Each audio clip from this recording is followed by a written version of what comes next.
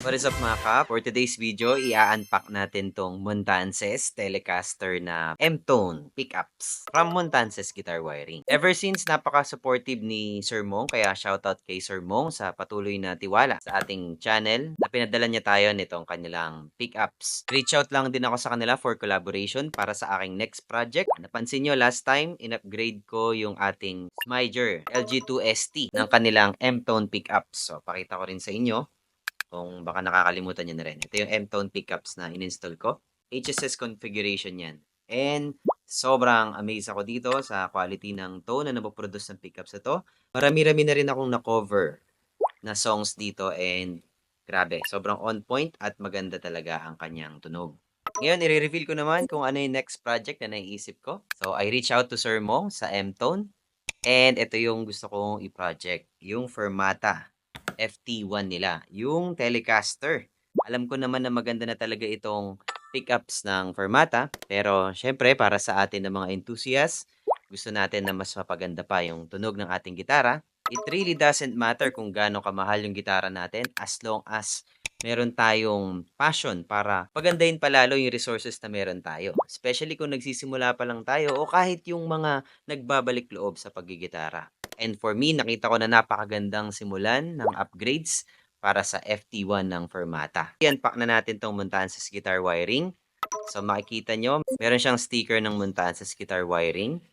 Tapos yung plastic. Ito yung kanyang package included. M-Tone, yung pangalan nung kanilang brand para sa ating mga budget pickups na pwede natin bilhin sa kanila. Tingnan natin yan.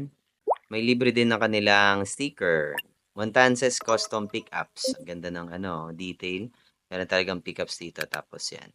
May art dito. Nakaka-proud na maging part ng ganitong klaseng project kasi alam naman natin na locally made itong pickups na to.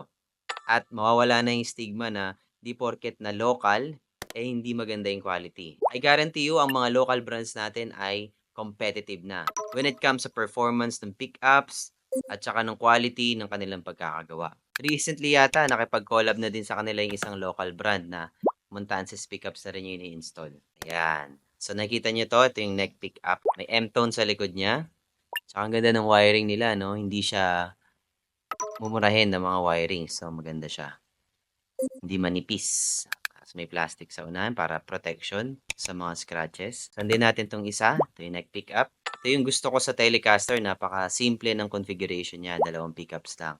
Ito naman yung sa bridge. So, same din. May M-tone sa likod. Ito yung kanyang mga screws. Kasama rin yung mga screws niya. And well-packed din siya.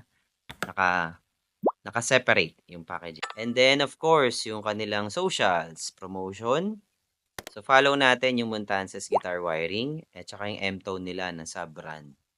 Well-made yung packaging. Tapos, meron pang appreciation sa pag-order natin.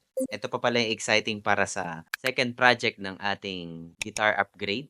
Ayan, galing to sa katrabaho ko, si Chani TV. So, shoutout kay Chani sa pagbibigay ng regalo, no? Nabigyan tayo, nabiyayaan tayo ng regalo. And sakto, magpapalit tayo ng strings na rin kasi papaset up na natin to kay Mark Arvin. Yung pickups nito, papalitan na ng M-tone. And then, ito yung ipapa-install natin na string. And by the way, itong string na to ay available sa ating Yellow Basket. So, click nyo lang yan dyan sa baba. At sa description sa baba para dito sa YouTube video natin. Ipopost ko na lang. I'm really excited sa kalalabasan ng project na to. So, stay tuned sa ating project number 2 na guitar upgrade. Yun lamang muna mga kaps sa ngayon. Follow for more. Ayos!